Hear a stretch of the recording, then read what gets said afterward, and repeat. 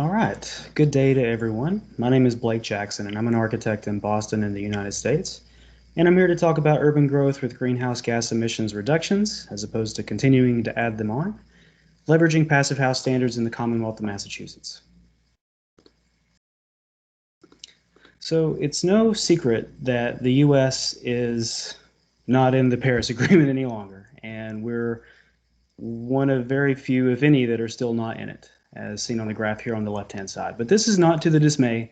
Just because we're debating at the national level climate change doesn't mean that our leading states and municipalities, as seen on the right-hand side, are debating it. And I'm actually quite encouraged that most of them are sticking with it. And this is the areas that are the highest concentration of population as well as economy and buildings. So we're not all as bad as our leaders, so to speak. So Boston is where my firm is located. Although we're a global built environment practice, I'm with Stantec, and we're 24,000 strong that design everything from commercial interiors all the way up to dams and infrastructure projects and everything in between. And we're working on the Union Square redevelopment, which is roughly 2.2 to 2.4 million square feet of mixed-use development. And this is located in the Somerville neighborhood of Boston, which is anchored by several leading healthcare institutions, tech companies, and very many famous higher education institutions, including MIT and Harvard. And so it makes doing business in Boston a very safe place. And we've continued to grow through the recession and even during the pandemic as well. And this is a look at the planned development for Union Square. And it's a multi-phase development of commercial buildings in blue, residential buildings in orange, and phase one sort of pinked out in the center. And this is a transit-oriented development that's connected to downtown Boston and the financial district within 5 kilometers by the Green Line extension. And there is a big push to make this a transit-oriented development, as well as to increase density relative to the existing context, which is mostly triple-decker residential buildings. So with this comes several permitting hurdles, and including regulatory items that you have to do for sustainability and resiliency to pass local jurisdictions in Boston, Cambridge, and Somerville, where this project is located. Projects of this size also have to meet MEPA review, which is Massachusetts Environmental Policy Act. This requires a 15% cutting of greenhouse gas emissions relative to buildings and transportation, and it's an open-ended process that can take up to 6 months, as it did for the case for Union Square. And the reason why this is an open-ended process is because the city wants us to catch up to the curve. They want us to do more in line with the 2050 targets and moving towards carbon neutrality. And that's both for residential and commercial buildings. And depending on how committed you are and willing to work with the city to do more than 15% is how this can take longer than just a few meetings.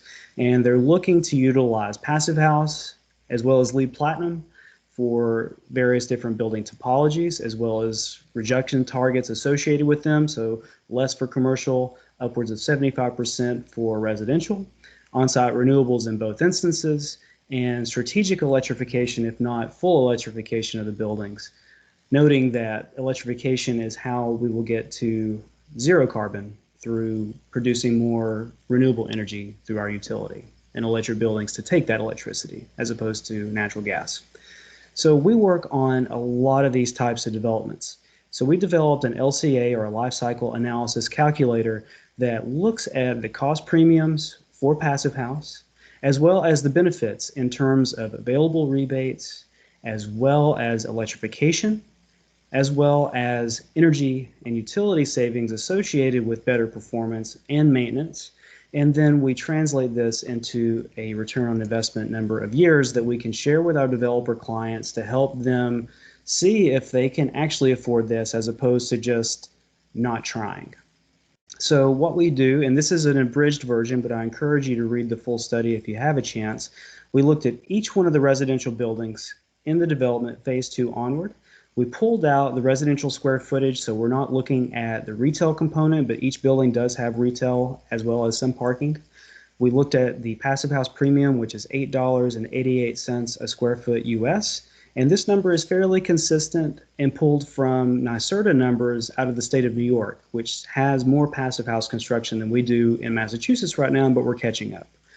What we do is we run energy models for each one of the buildings, as well as measure the incentives and the rebates programs, the mass saves and the alternative energy credits, and we bundle that into a performance savings for utilities, as well as subtract the rebates, a one-time payout, from the premium to arrive at the true premium for passive house. Then we divide this number by the annual utility savings to arrive at a return on investment for that true adjusted premium, not the full premium for passive house. And we're arriving at a 1.2 to 2.4 year return on investment, depending on the building, which is actually within the window of comfort for most developers, which is roughly a 3 to 5 year return on investment. I do want to talk a little bit about the game changer, which are the rebates. And you need carrot, which is MEPA, as well, or sorry, stick, which is MEPA, as well as carrot, which is the money that you get for doing more than just code. And so there's currently $25,000 worth of feasibility and energy modeling costs that can be paid to the team, as well as a $3,000 per dwelling unit benefit to the developer for certification. But the big game changer, if we're going to fully electrify our buildings in the future, and we're moving from a 17% renewable energy-based grid to an 80 to 90% by 2050, when we start reducing our therms associated with natural gas consumption, there's a huge savings associated with the performance bonus, both for electricity, but certainly relative to the benchmark for natural gas.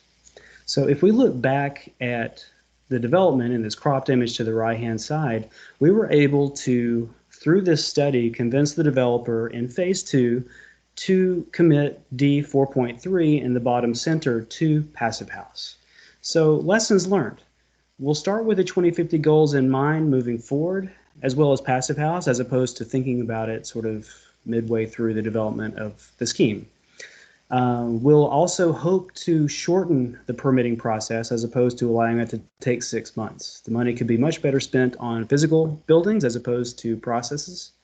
And we'll lock in the rebates early just in case they go away, because they're very good right now. Identifying the best contenders for passive house. So how do we arrive at 4.3 as opposed to the others? So affordable housing is a good contender because the owners get the benefit for longer. Low to mid-rise is a good contender, although there are high-rise passive house buildings now coming up.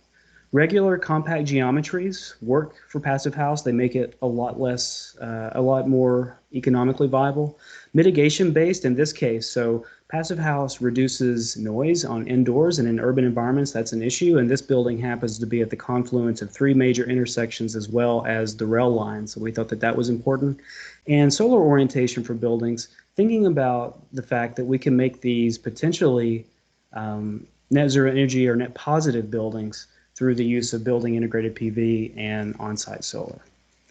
So with that, I'll wish you well. I'll look forward to catching up in the Q&A, and please keep in touch. Thank you very much.